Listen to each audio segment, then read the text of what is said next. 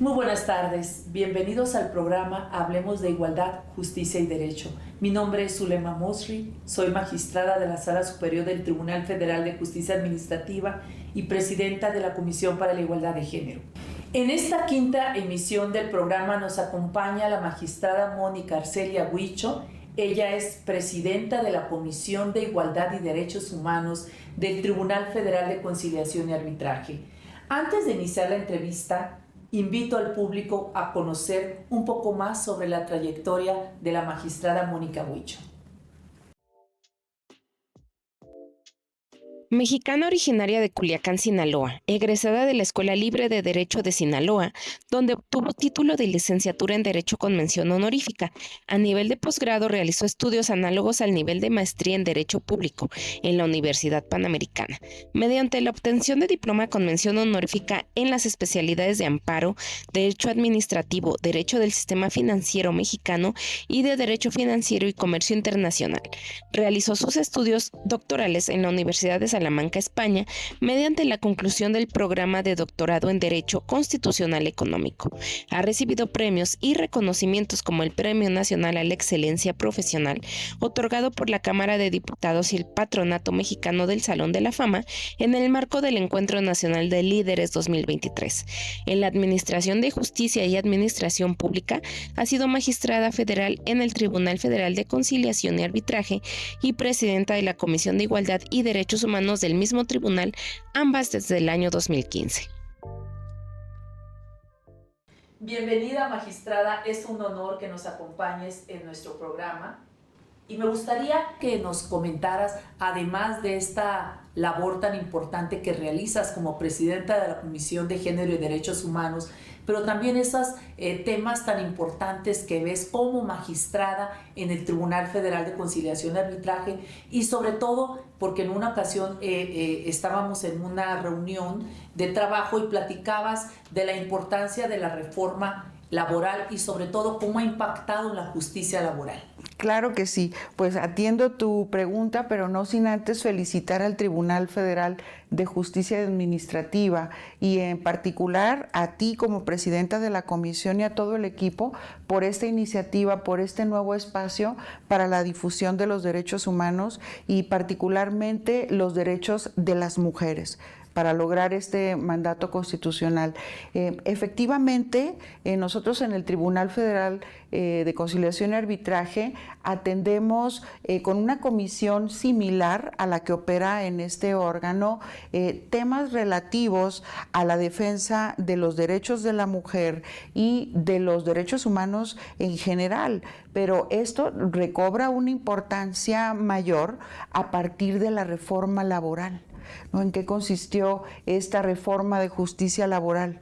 Se inicia, obviamente, con la reforma constitucional del año 2017, que tiene un impacto directo en la Ley Federal del Trabajo y en la Ley Federal de los Trabajadores al Servicio del Estado. Esto como un marco de regulación secundaria, pero que también permea en las entidades federativas, ¿no? Por este mandato constitucional del 123.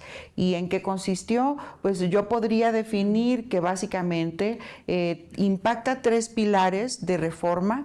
Uno que es orgánico, que atiende a los órganos, incorpora unos nuevos juzgados, unos nuevos tribunales. Ustedes recordarán la existencia de las juntas, la Junta Federal de Conciliación y Arbitraje, la Junta Local de Conciliación y Arbitraje en los estados, pero estas ya cerraron sus puertas. Están atendiendo los asuntos que adquirieron durante la vigencia de su ejercicio y a partir del año 2019 se inició la implementación de esta nueva forma con unos nuevos procedimientos más cercanos, con unos nuevos principios incorporados en la Constitución de inmediatez del juez con los asuntos y con las personas, con el propósito de lograr una rapidez y obtener ese resultado de eficacia y de justicia pronta y expedita. Entonces, tenemos en los estados los juzgados y tenemos a nivel federal unos tribunales especializados en materia del trabajo. Ese es el primer aspecto, gran aspecto de la reforma constitucional que luego se desarrolló en la Ley Federal del Trabajo y en normatividad complementaria. Hay un segundo pilar que para mí es también sumamente importante destacarlo y que tiene que ver con la libertad de asociación y la libertad sindical, al reconocerse para las personas trabajadoras el derecho al voto libre, directo y secreto. Entonces esto generó toda una transformación en el ámbito gremial para la defensa y la representatividad de los derechos de las trabajadoras y de los trabajadores, y un tercer pilar que es justamente el que nos reúne en este impacto y en este impulso, que es el pilar de la igualdad y la no discriminación en materia del trabajo. La verdad es muy interesante lo que nos comparte la magistrada Mónica Huicho, sobre todo toda la normativa que se construyó para reconocer los derechos a la igualdad de las personas trabajadoras.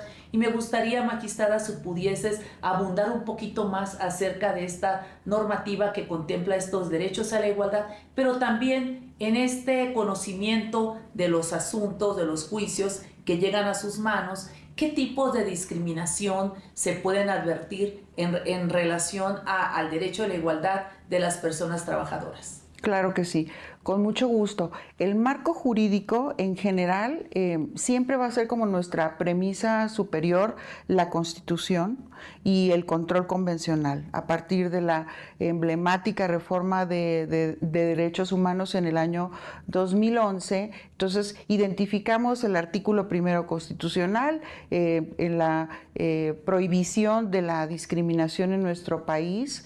Tenemos en materia del trabajo el 123, que se va a complementar con el artículo 4 de la Constitución, y el quinto, ¿no?, que tiene que ver con el primero en igualdad de los derechos entre el hombre y la mujer, y también algunas particularidades en el artículo quinto en materia de la libertad, del ejercicio de la libertad del derecho al trabajo. Entonces, esto se complementa además con este marco convencional en el que México ha formado parte, ¿no?, y ha suscrito estas convenciones, estos tratados en materia del trabajo, y me refiero al ámbito de la Organización Internacional del Trabajo, que viene operando desde hace más de 100 años en el mundo, y es un organismo inspirador incluso de estos pactos internacionales que surgieron a partir de la Segunda Guerra Mundial con la suscripción de la Declaración Universal de los Derechos Humanos, que también nos rige.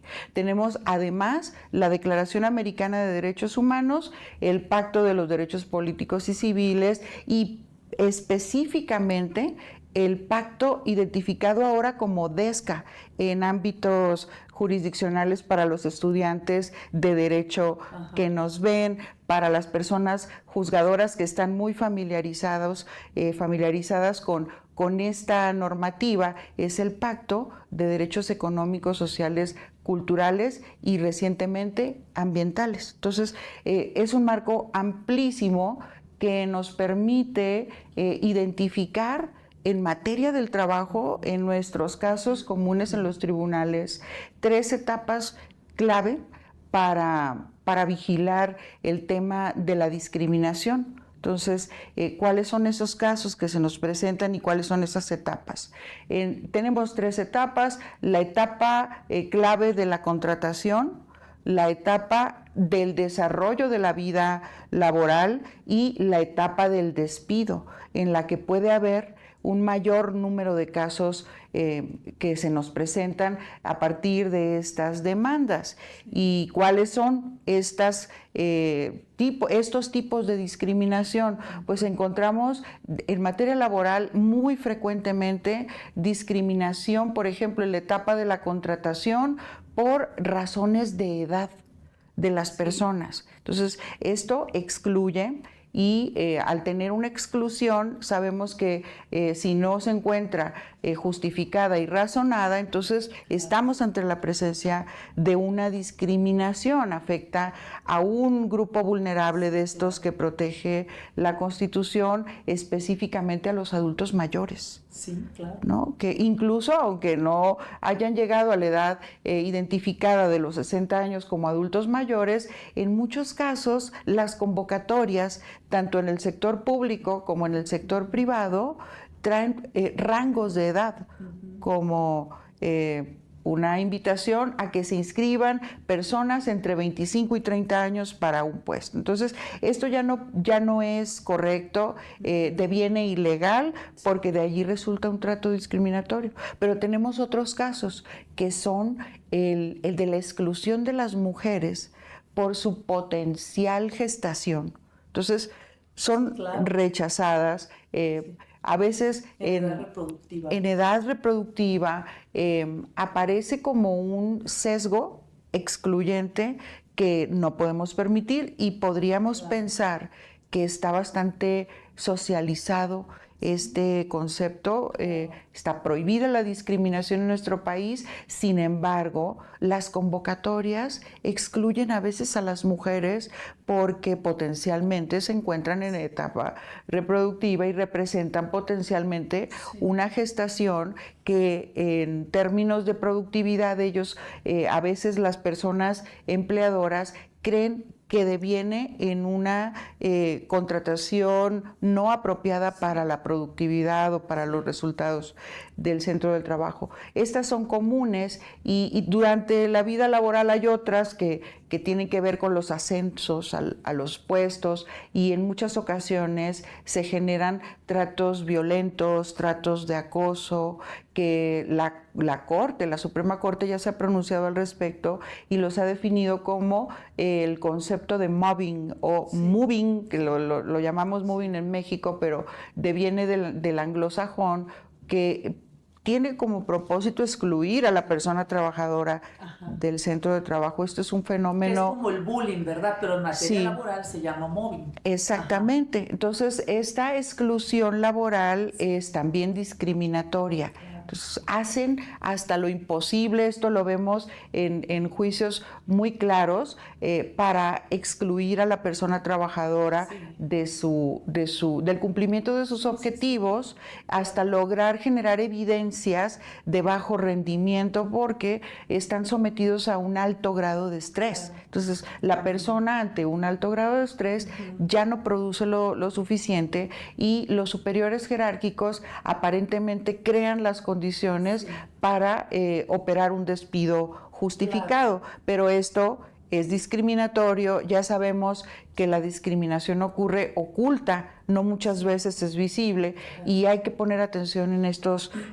esquemas. Ocurre, entonces ya se nos ligó la siguiente etapa crítica, que es la etapa del despido, que muchas veces viene acompañado de discriminación por aparentes renuncias, renuncias ficticias. Recordemos que ha sido claramente reconocido que hay una práctica no deseable en los centros de trabajo, que consiste en hacer que la persona firme hojas en blanco que van a generar unas consecuencias en aparentes renuncias que carecen de validez en el juicio. Entonces, se ha avanzado mucho en esto, pero son circunstancias que no se han erradicado, y de allí la problemática. La verdad que qué importante, qué valioso lo que nos comparte, sobre todo que son situaciones, como bien lo dice, que se presentan en la vida diaria y a veces lo normalizamos. Pero bueno, ante estos ejemplos tan claros que nos das, magistrada Huicho, ¿qué derechos tienen las personas trabajadoras cuando se presentan estos casos de discriminación? Que por cierto, estas cuestiones de discriminación son formas de violencia que se dan en el trabajo. ¿Qué derechos podrían reconocerse que es necesario que se hagan efectivos? Claro, pues lo fundamental, algo que está transitando en la adaptación o armonización de nuestro sistema a nivel nacional a partir de la suscripción de estos tratados valiosísimos que vienen a generar como un estándar de operación para el mundo jurídico en nuestro país. Se han incorporado conceptos valiosos como el de la acción de la conservación del empleo.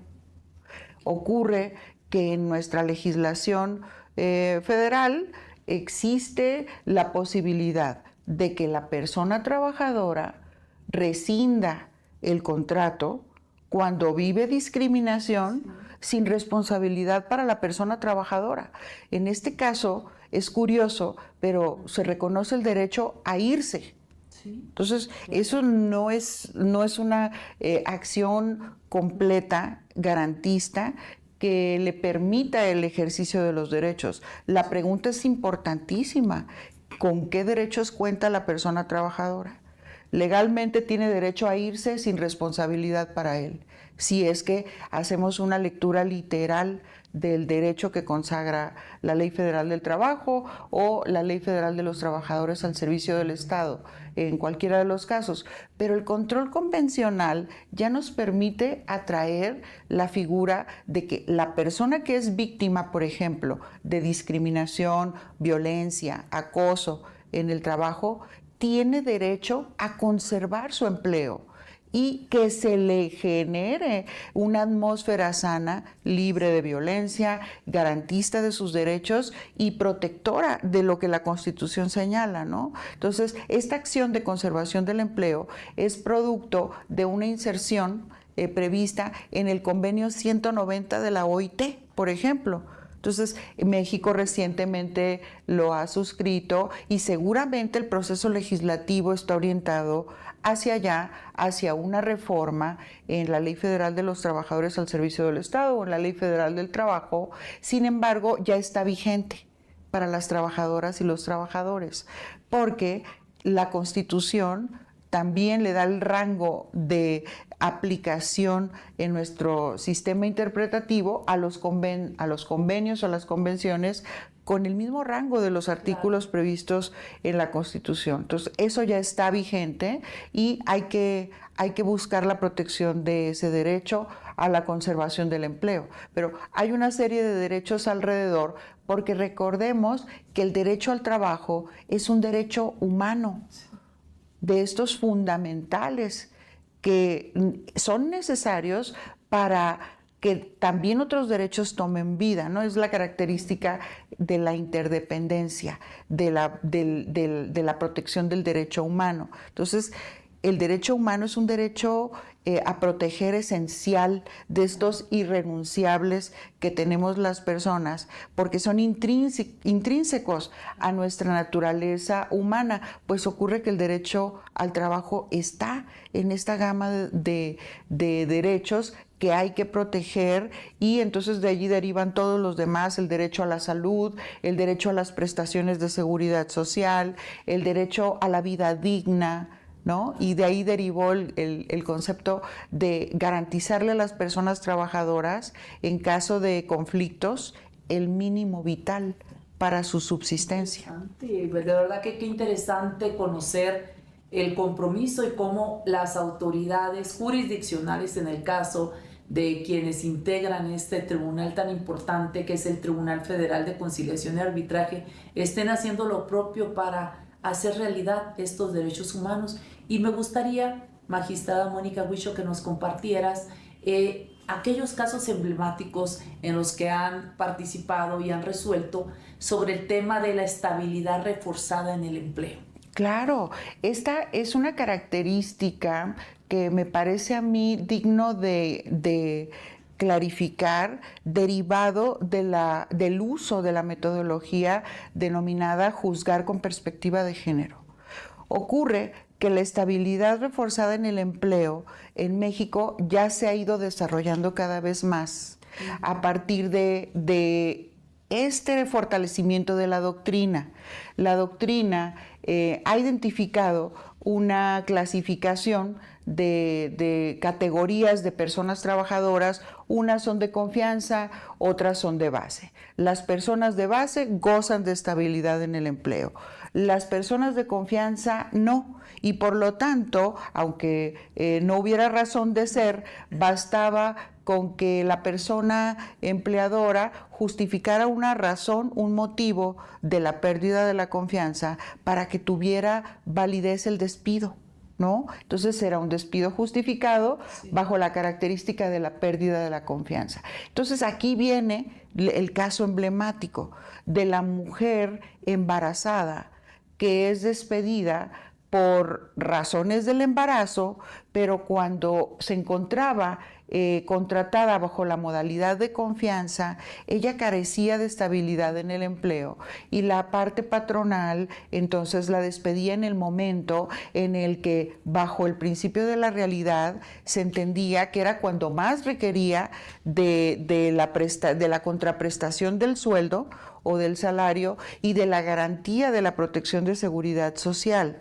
Entonces, todo esto, analizado bajo una perspectiva de género, se concluye en casos que fueron acercándose a las distintas instancias, a veces con el conflicto de aplicar la literalidad de la ley frente a la protección de los derechos humanos, y finalmente la Suprema Corte de Justicia de la Nación se pronunció en el sentido de que, con independencia del tipo de contratación, la persona cuenta con la estabilidad reforzada en el empleo, aunque sea de confianza, ¿verdad? Por razones de embarazo. Claro. Este es un caso muy importante porque nos permitió identificar la aplicación de la herramienta Juzgar con Perspectiva de Género con cada uno de los elementos de la jurisprudencia 22/2016. La jurisprudencia nos obliga, porque ya no es voluntario, y eso también es importante decir, es obligatorio para todos los órganos jurisdiccionales del país aplicar la perspectiva de género cuando nos encontramos en casos que tienen que ver justamente con la polémica de si el derecho a proteger está afectado por este sesgo, a veces social, de la identificación de un género de la persona en el conflicto. Entonces, se utilizó para llegar a las conclusiones de que se generaron algunos cambios que no violan el debido proceso legal. Y esto es importantísimo porque el análisis del contexto, cuestionamiento de la neutralidad de la norma, identificar la simetría del poder, una nueva forma de valoración de pruebas, incluso atraer pruebas para mejor proveer cuando sea necesario y que no obre en autos elementos objetivos suficientes para llegar a la verdad y que te permitan destruir estereotipos con el uso de un lenguaje incluyente. Entonces, toda esta metodología nos permitió llegar a conclusiones de esta naturaleza y que, si bien es cierto, son en el ámbito de la perspectiva de género, aplican como modelo de protección para todas las categorías vulnerables o para todos los grupos vulnerables, categorías sospechosas que se hablan en la Constitución. Derechos humanos de personas con discapacidad, derechos humanos de personas adultas mayores, la protección del interés superior de la niñez, personas con distinta orientación sexual y todas las demás a las que se refiere el artículo 1 de la Constitución. La verdad que nos acabas de dar una clase, una conferencia magistral de lo que es la metodología que se debe aplicar en los casos que impliquen discriminación o violencia por razón de género. Es decir, nos habló precisamente de algunos de los aspectos que deben de tomar en cuenta las y los juzgadores cuando aplican la perspectiva de género como categoría de análisis en la resolución de estos asuntos.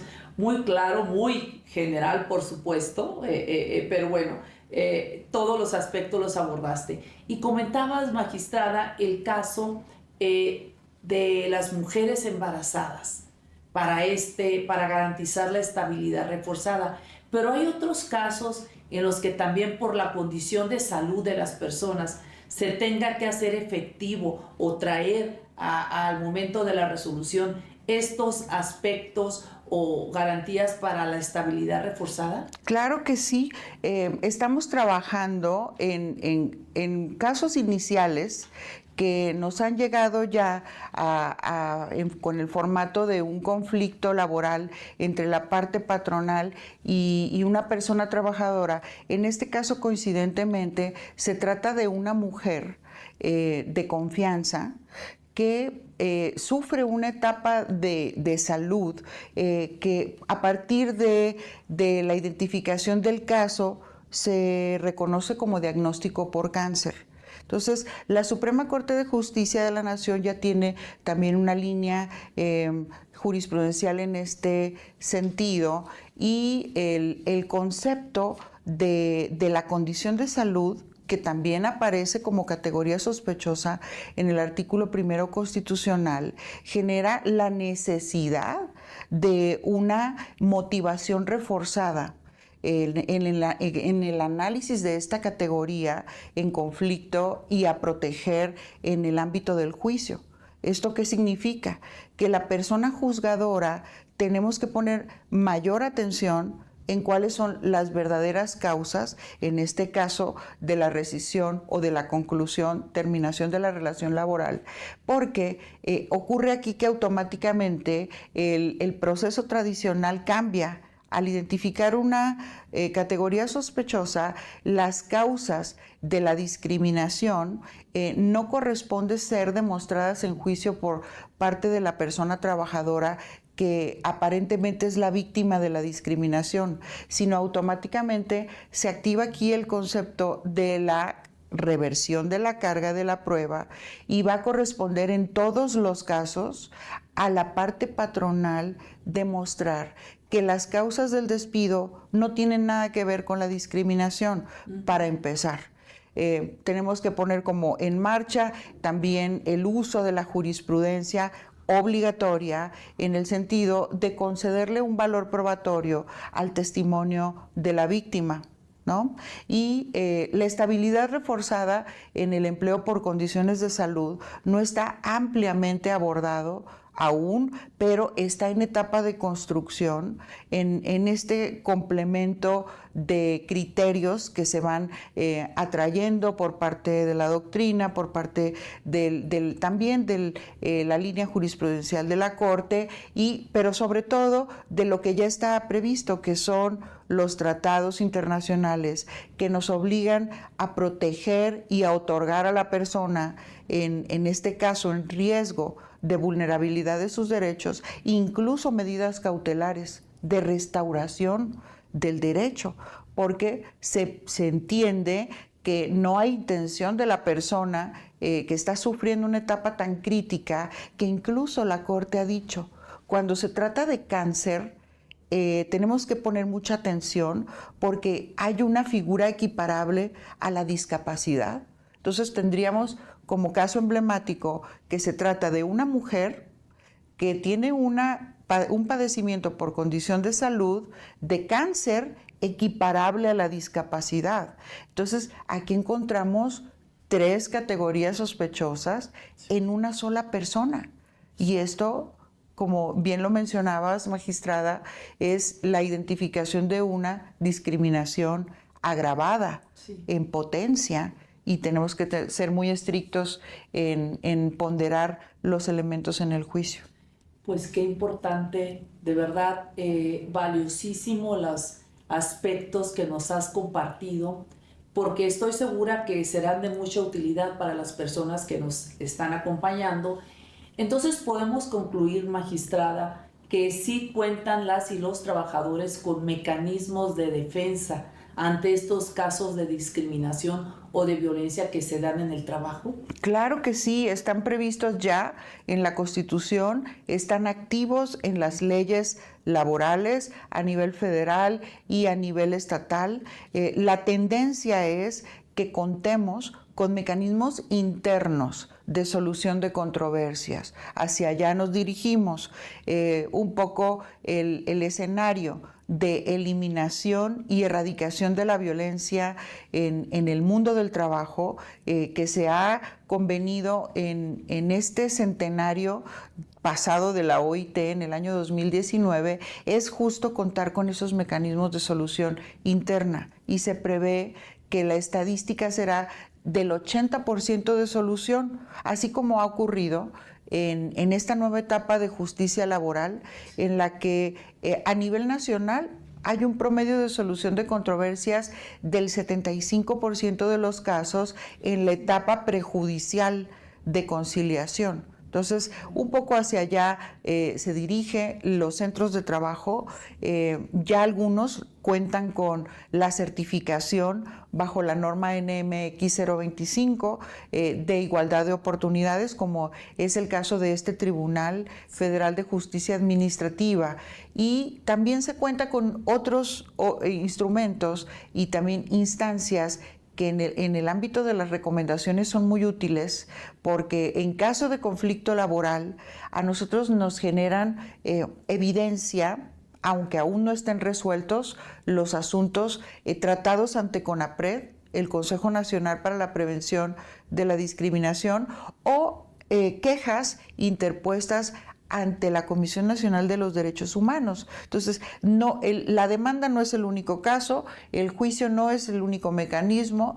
Se recomienda que haya soluciones amigables de autocomposición interna, pero además cuentan con otras instancias, como son CONAPRED y la Comisión Nacional de Derechos Humanos.